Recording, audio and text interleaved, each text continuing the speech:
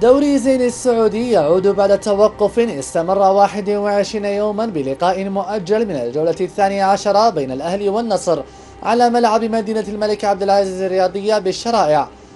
الأصفر النصراوي يحتل المركز الرابع ب 28 نقطة ويسعى لإضافة مزيد من النقاط خلال اللقاء الذي تحضر له جيدا في فترة التوقف.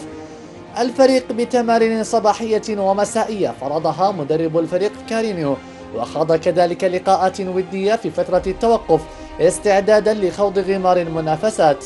وقد تسلح الفريق لهذه المواجهة وما بقي من منافسات الموسم باللاعب البرازيلي باستوس الذي دعمت به الإدارة صفوف الفريق، حيث سيكون إحدى أوراق المدير الفني كارينيو في هذه المباراة، الذي أكد عدم مشاركة شايع شراحيلي بداعي الإصابة.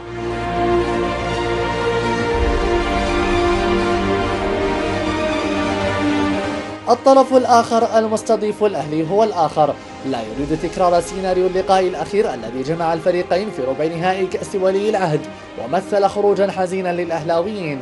وينظر المدرب ياروليم إلى مباراة الغد بأنها نقطة الانطلاقة الجديدة للفرقة الأهلاوية، واعدا بوضع بصمة مغايرة ومختلفة عن اللقاء السابق بتصحيح الأخطاء.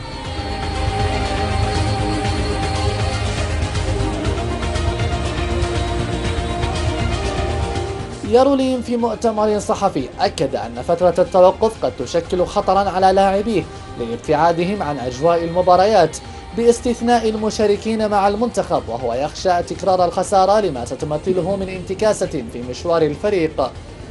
الأهلي يخوض المباراة وهو يملك 22 نقطة ويحتل المركز السادس في سلم الترتيب، ولديه مباراتان مؤجلتان قد يستفيد منهما إذا ظفر بمباراة الغد للحاق بالركب.